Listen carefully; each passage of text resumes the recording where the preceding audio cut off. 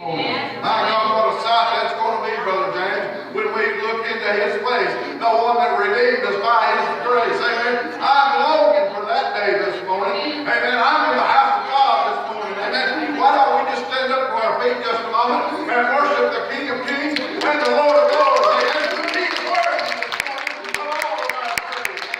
We welcome you in our midst, O Lord, this morning. Amen. He was here last time, but that's not sufficient for today. Amen. Amen. I'm glad he's here, though. Amen. I think we ought to go to the Lord in prayer. Amen. Let's pray for the Davis family, because, you know, it's a great loss to us, but it's heaven's gain. So, amen. Let's pray that God will send His peace that only He can this morning. Amen. Because, see, He is the God of peace this morning. Amen. Let's pray for Brother Greg Shell. He's in the hospital. Sister Linda, I believe, is still in the hospital. But I know God is able, amen, to reach down and touch. He's still in the healing business this morning. His power hadn't got old, amen, Sister Martha. He's still God this morning. Let's all just pray together this morning. Heavenly Father, as we come to you this morning, God, we just ask you, Father, that you would just move in this service today, God. God, I pray that you would anoint the speakers today, God. God, I pray that you would anoint our ears, God, that we'd hear, God, what the Spirit of God has to say to us. God, for Sister Davis and her family today, God, I pray that you would be with them, God. Father, that you would wrap your loving arms around them, God. Father, that the peace of God that passes all understanding, God, would just go right there to the root, God, with them, Father. Oh, God, I just pray, God, in the coming days that you'll be with them, God. God, I know it's a great loss for us, but God, I know that the angels are rejoicing this morning, God. Oh, God, and I just ask you, God, that you would just move, God. God, touch those that are in the hospital, Father. God, you are the healer this morning, Father. And God, we send your healing word, God, into their bodies today, God. God, to touch, God. God, to move, God, and meet that need. God, for everyone that's here this morning, God, I pray that you would just walk amongst us this morning, God. God, that you would uplift us, God. God, that we'd sit at the Master's table this morning, God, and that we'd dine from on high, Father. God, for all that you do, we just want to thank you, Father. God, we praise you. We worship you this morning. Lord, in Jesus' name we pray. Amen. Amen. Junior, if you and Brother Charles would come get the offering this morning. Amen. Sister Trish, if you got something, come.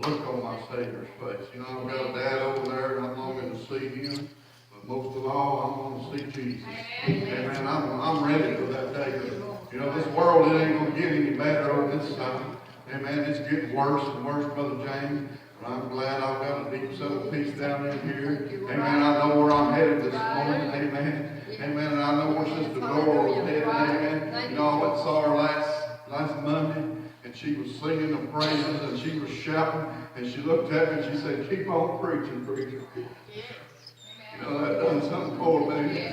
Amen. That, she was the saint of God. Amen. Amen. She's going on to her reward. Amen. There's not a doubt in my mind where she's at this morning. Amen. She's rejoicing at the feet of Jesus. Amen. Amen. It's good to have Brother Elijah and Sister Katie with us this morning. If you would make them welcome as they come. Amen. Just obey God. Amen. Amen. So good to be with y'all again on a Sunday morning. Amen. How many's thankful we have a place to come to? Amen. That we're not serving a dead God. Amen. But whenever we're broken, when we need comfort, we know where to go. Amen. He's the God of all comfort. He's here in this place this morning. Amen. He's the verse 2 or 3 gathered together. There he is in the midst. Well, we've got plenty more than 2 or 3. So we've got a promise this morning. Why don't you raise up and say, I have a promise. I know that he said he'd go with us. Amen. He never leave us. He's never forsake us. That he'd go with us all the way, even until the ends of the earth. Amen. I was thankful for promises in his word. Amen. That word, that this Bible that we read is not a dead word. Amen. But it's a word that's alive. That means it's active. Active today. Amen. This word of God, all the promises in it. Amen. It's an active word. Amen. Let's raise up and say those promises are for me. They're active today. Amen. Not just for somebody else, but they're active for me today. It didn't stop with the disciples. It didn't stop with the Old Testament. It didn't stop, amen, even with the 40s and the 50s. Amen. But it's still alive and 2018. Amen. I'm thankful for promises this morning. Amen. I know that there's been times in my family we had a year where we lost 3 family members right in about 3 months, maybe 4 months. And it was a very, very hard time for our family. And one of them was my cousin Cameron was only about 23 years old, and he had committed suicide. And we were actually at the funeral of the woman that raised him, my great aunt, and whenever he did it. And so I watched how people responded to that, because we were all so broken. I mean, he had just taken his own life. And how do you even cope with something like that? And so I watched, and we were all crying, we were all upset, but I watched the difference in how people dealt with that grief. And I watched the people who were not saved. Some of them were literally crying, screaming out with their voices. Some of them couldn't bear it. They couldn't handle it because such a young man had taken his own life. And there was a bad situation surrounding it. And there were screams. Some of the people who weren't saved were screaming. They were crying. They just didn't know how to compose themselves. But then I watched the Christians in the family. And I would see them pacing the hallways. And I would hear little voices coming out of their mouths saying, Jesus. Jesus, Jesus, Jesus. I'm telling you what, no matter what the situation is, we've got a name to call to. Amen. And amen. I know he's not far off, but he's right at hand. Amen. And he's right there to help us get through stuff. He's right there to be our comfort. He's right there to be our peace. He's right there to be our joy. He's right there to be our healing, our deliverance, our restoration. Whatever we need this morning, Jesus has exactly what we need. And these trials of our life at times may seem so giant, but having no greater is he that's living on the inside of us than he that's in the world. We've got a greater one living on the inside of us, and his name is Jesus. Why don't you raise up your hand and just say his name a few times? He said, all who call upon the name of the Lord Jesus Christ shall be saved. Somebody said, well, I already got down on an altar. I've already been saved. I believe that salvation goes much further than our old-time altar. I believe if you're sick, you've got salvation from sickness. You've got salvation from torment of mind. You've got salvation from grief. You've got salvation from the battles of your life. Why? Because we've got a name this morning that the righteous can run into and be saved. I'm telling you, he's not weakened over time. He's not lost any power over time. Matter of fact, amen, he's still greatly and greatly to be praised. He still is the great I am that I am. He still is the way, the truth, and the life. He still is the Alpha and the Omega, the beginning and the end, the first and the last. And he's still worthy of all honor and all praise, more than me and you could ever give him. Amen. If we really knew Jesus, amen, we would feel so inferior when we went to worship him, because he deserves so much more than we can give him. Oh, I'm so thankful that he is a friend that sticks closer than any brother this morning. And why don't you raise up and tell Jesus, I thank you for being my friend this morning. I thank you that you never left me. I thank you that you're never going to leave me. But you've been my friend that stuck closer than a brother. Hallelujah.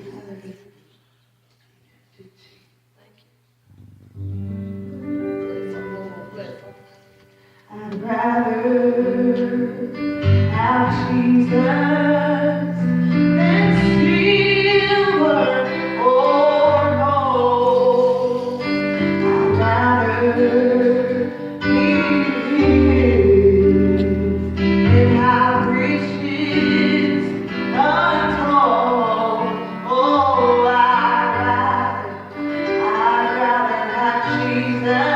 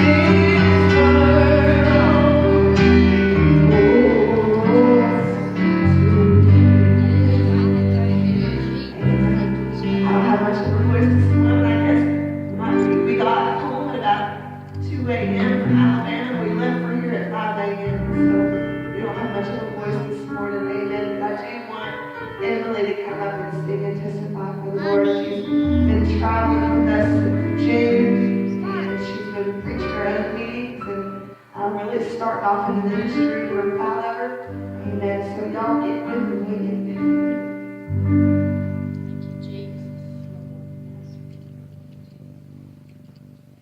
Many are glad that the God who made the mountain walks with you. How many are glad that the one that made the valley walks with you? You know what that tells me? That in my highest high, He's there, and in my lowest low, He's there. When I cry, He sees every tear, and when He laughs, He sees every laugh. Every moment of my life, He sees. He doesn't turn a blind eye. He doesn't turn deaf when I cry out to Him, because He's the God of everything. The God that made you and me. He watches us because we are His children. He watches us like an eagle watches her babies from her nest. You know what? God is so good that even when it feels like the world is falling apart and that our hearts are broken and you feel like how could you ever go on? Oh, but God just says, come on. I'll hold your hand through it. Just walk with me. I'll be right there. I've not left you. I've not forsaken you. I've not even left your side. Oh, but just come on a little higher, and I'll show you this pain you feel today. Oh, it'll be a testimony tomorrow. Oh, because you know, He's the one that takes a whirlwind, and He says, peace be still, and it has to obey Him. Oh, it doesn't matter what happened in your life, but God stays the same, and He'll move for you the same way. Oh, He doesn't change. I'm thankful for a God that doesn't change. Oh, in the midst of everything that's going on, oh, He doesn't worry about what's going to happen. He doesn't get down. He doesn't get down and out. But my God stays strong. Oh, and His word is true, and it's a word that'll last. Even when this earth fades away, His word will still be there. Hallelujah. Thank you, Jesus.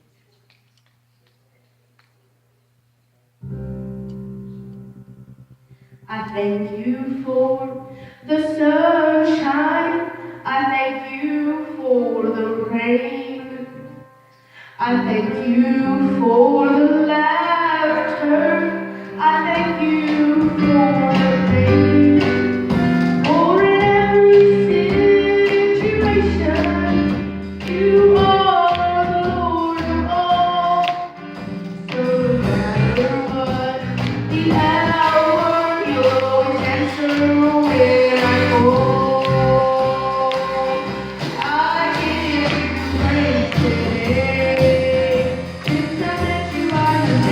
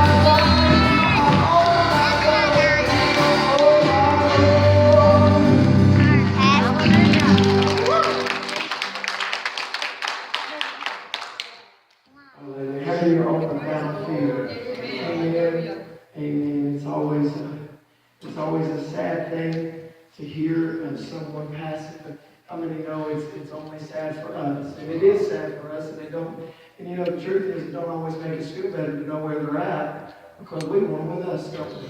Amen. But how many know this is our day? Is that right? And we've had many. We can look back to the days of A.B. Allen. We can look back to the days of H. Richard Hall and William Branham, and we can name prophets. We can look back to the days of Azusa Street with William Seymour, and we can look even to Smith Wigglesworth and Amy Semple McPherson, Catherine Coleman. We could take the whole service to name them. People like John Wesley and Charles Finney and different ones of that nature. We can even go all the way back to the book of Acts. We can go to Peter. We can go to Paul. We can go to Silas and Barnabas and James and John and even back before them, even the prophets, Isaiah and Jeremiah, Elijah and Moses. And we can go all the way back to Abraham, all the way back to Adam. And that's the truth, that we can name so many. And how many saints of God have there been? How many great prophets have arisen upon the earth? How many great men and women of God with mighty anointings? How many times did they heal the sick and cleanse the leper and raise the dead? And we can talk all day long. We could probably have a week-long camp meeting and talk every service about it and still not exhaust it. But you know what the truth is? Every single one of them are gone. Isn't that the truth? But you and I are still here. Ain't that right? And so the days of Ahab were great days. And he did many mighty works, and we dare not even speak against him, because how many know he was a prophet of God, and he did a wonderful work. How many know he's went on to his reward? Amen. But you and I are still here. Amen. And how many know healing did not die with A.A. Allen? It didn't die with William Branham. It didn't die with H. Richard Hall. Healing is still here among us. Amen. Yes. Healing is in this place this morning. Oh, hallelujah. I wish you'd just lift up your hand to heaven and say, Lord, heal me this morning. Hallelujah. Oh, I'm telling you, if thou canst believe, all things are possible. Isn't that the truth? Yes. That's what Jesus said. It's possible. And so right now, we were just down at a camp meeting last night, and they were talking about some things that have been on mine and Katie's hearts for a long time. You ever listen to people, and you've got how many of you have your own relationship with God? And you're reading the Bible, I hope, hallelujah. And God's dealing with you about scriptures and different things. And you're praying, I hope. And somewhere God's dealing with you in your prayer life. Ain't that the truth? And so you've got this relationship with God. And you ever feel like you're out on an island and you think, I must be off in left field. You ever had the devil tell you, you're just off in left field and none of this is God? And then you go down to a camp meeting somewhere, or you go, or maybe you just call up one of your good friends that maybe is deep in a relationship with God themselves, and you just go to talking, and God's dealing with them about the same things He's dealing with you about. God's speaking to you about the same things He's speaking to them about. And then you know what that always makes me realize? I'm in the vein. Amen. I'm right where I need to be. I'm hearing from God. Amen. He's dealing with me and working with me. And so they were preaching and talking about some things that have really been on our hearts. And it's the fact that right now it seems like the church is in a battle of unbelief. Just a great battle of unbelief. The devil is doing everything he can right now to cause the bride to not believe. That's what he wants. It's the fight for our faith. Isn't that the truth? And so in days gone by, there was how many know there's always been a struggle for our faith? Amen. Even from the beginning, what was the very first battle anybody ever got into? What was the very first storm or first trouble anybody got into? Well, it was Eve. When Eve was standing there in a perfect world, she never had a battle, never had a care, never had a struggle. I mean, can you imagine that? Never had something. You ever have anything war with your mind? Maybe I should say it like this. You ever had a day where something wasn't warring with your mind? Maybe you know what I'm talking about. And so, here she was. She never had that experience. And she meets a serpent, and the serpent begins to speak. And have you ever had this happen? You're going along, you're minding your own business. Things seem to be going pretty good. And then somebody says something. And I mean, they say it, and it may have only taken them about about 3 seconds to say it, but for the next 3 weeks, it's all you can think about. You ever had that happen? I mean, maybe they didn't even, maybe it wasn't even something mean. It just goes to warring with your spirit. Oh, it happens to me all the time. I just got off the phone with the pastor the other day and hadn't talked to her in probably 2 years, I guess. I'm okay with it. Well, it don't matter. It don't embarrass her. And I got in my head that I had offended her. And so I talked to her, and after 2 years, for 2 years I've been driving down the road thinking, I offended her. I offended her. I just offended her. If I could ever just get back to her, maybe I could just work it out. And anyway, so I talked to her the other day, and I apologized. I said, listen, if I've done anything to offend you, if I've ever done anything to hurt your church, I'm so sorry. She said, well, I can't think of anything. And so you know what that is? That's letting the devil just take a hold of your mind and torment you over things that aren't happening. Amen. How many know sometimes you've got to call the devil's bluff? You just got to call his bluff. Amen. And so Shadrach, Meshach, and Abednego were standing there at the mouth of the fiery furnace, and the devil was in the mouth of that king saying, I'm going to burn you alive.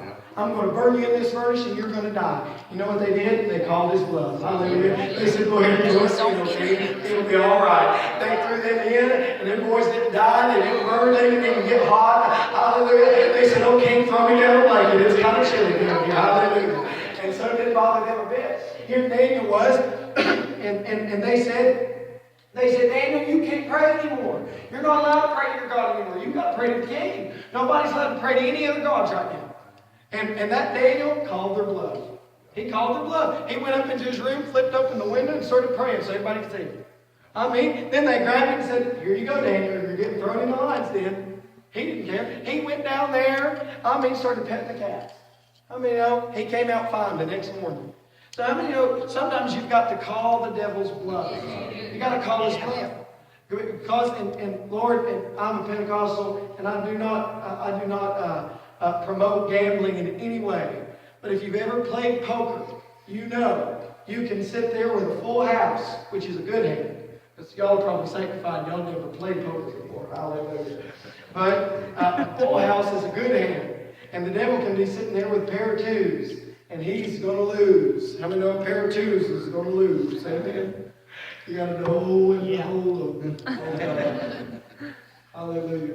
That's not the song I want. Hallelujah. So, here the devil is sitting with a pair of twos, and you got a full house. But if he can get you to fold, he still wins. Hallelujah.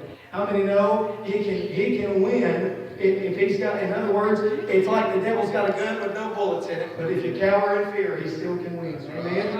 Amen. A gun with no bullets can still rob you if you'll let it.